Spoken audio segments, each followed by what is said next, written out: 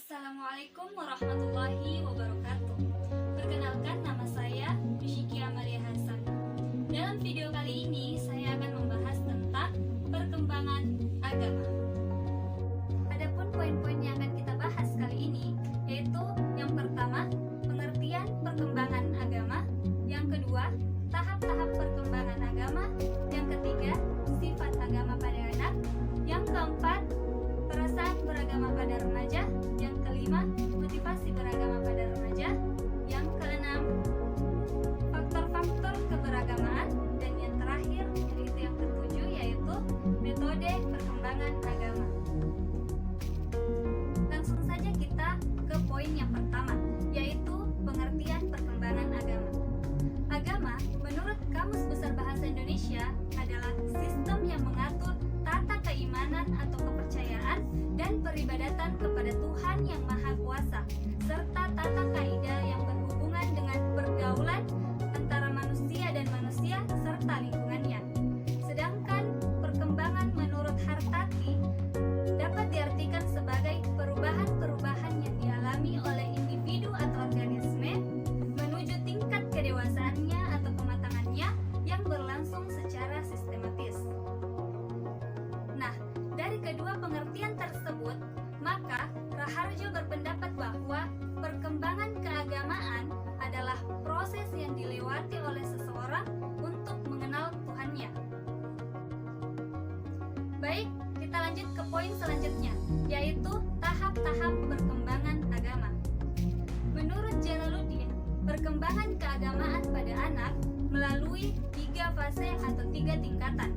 Tingkat pertama yaitu the fairy tale stage atau tingkat dongeng.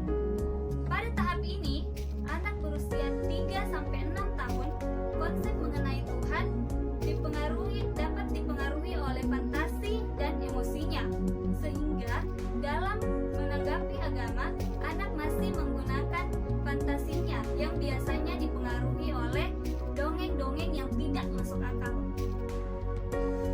Pada usia ini, pikiran anak lebih dominan ke pemuka agamanya dibanding isi ajarannya.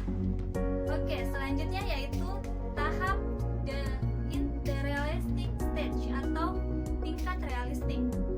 Pada tahap ini, anak mulai percaya bahwa Tuhan sebagai pencipta. Pada tahap ini, hubungan dengan Tuhan yang semula terbatas pada emosi beralih kepada hubungan yang menggunakan pikiran atau logika.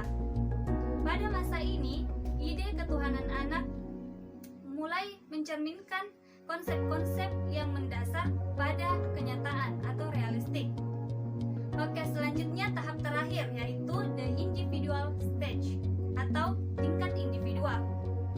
Pada tahap ini, anak mulai memiliki kepekaan emosional yang paling tinggi sejalan dengan perkembangan usia mereka.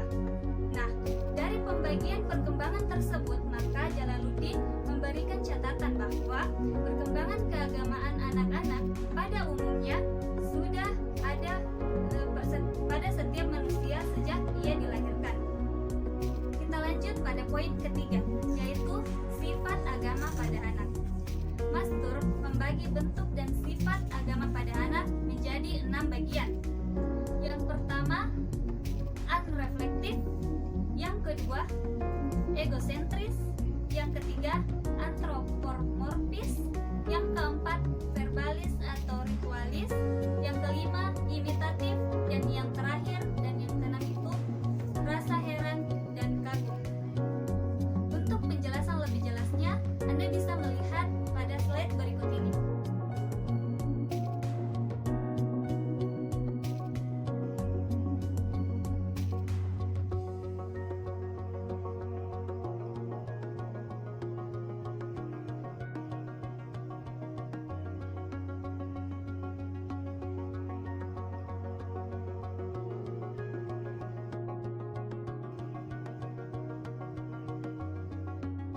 Kita lanjut pada poin yang keempat, yaitu perasaan beragama pada remaja.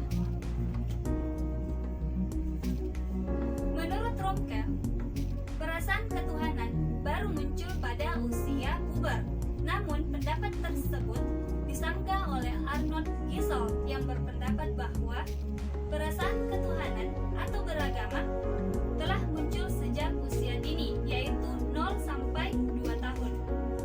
Dan memang perasaan beragama pada remaja dapat dipengaruhi oleh perasaan beragama yang didapat dari masa sebelumnya dan lingkungan sekitarnya atau lingkungan yang dimana ia tinggal. Dan yang lebih penting adalah pengaruh perkembangan psikis dari remaja itu sendiri. Gambaran remaja tentang Tuhan dengan sifat-sifatnya merupakan bagian dari gambarannya terhadap alam dan lingkungannya, serta dipengaruhi oleh perasaan dan sifat remaja itu sendiri.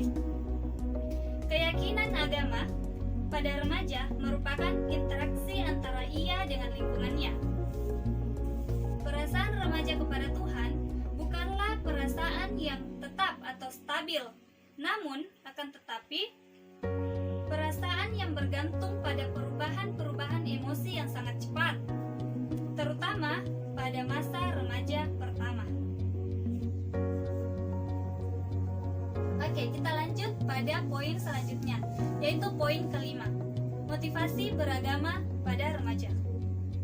Menurut Nico Syukur Dister OFM, motivasi beragama dibagi menjadi 4 bagian.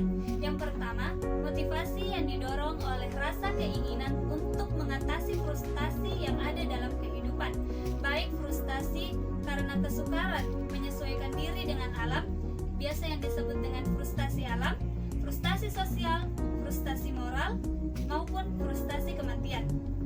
Adapun motivasi yang kedua yaitu motivasi beragama karena didorong oleh keinginan untuk menjaga kesusilaan dan tata tertib masyarakat. Motivasi yang ketiga yaitu motivasi beragama karena didorong oleh keinginan memuaskan rasa ingin tahu manusia atau intelek ingin tahu manusia. Dan yang terakhir yaitu motivasi beragama karena ingin menjadikan agama sebagai sarana untuk mengatasi ketakutan. Poin selanjutnya yaitu faktor-faktor keberagamaan. Adapun faktor-faktor penyebab keberagaman agama di Indonesia dipengaruhi oleh yang pertama, letak geografis di jalur perdagangan. Yang kedua, Indonesia kaya akan berbagai rempah-rempah. Yang ketiga, wilayah Indonesia terdiri dari banyaknya pulau-pulau. Yang keempat, perbedaan antara sarana dan prasarana. Yang kelima, yaitu kekuasaan. Dan yang terakhir, yaitu bangsa Indonesia memiliki sifat terbuka. Selanjutnya, poin terakhir. Poin terakhir yaitu metode perkembangan agama. Perkembangan nilai agama atau moral dapat dikembangkan melalui berbagai metode. Metode-metode tersebut antara lain, yang pertama, metode bercerita, yang kedua, metode bernyanyi, yang ketiga, metode bersyair, yang keempat, metode pembiasaan, yang kelima, metode karya wisata, yang keenam, metode bermain, yang ketujuh, metode outbound, yang kedelapan, metode bermain peran, yang kesembilan, metode diskusi, dan yang terakhir, yang ke-10 yaitu metode keteladanan. Nah, untuk penjelasan lebih detailnya dari setiap metode, bisa disimak dari beberapa slide berikut ini.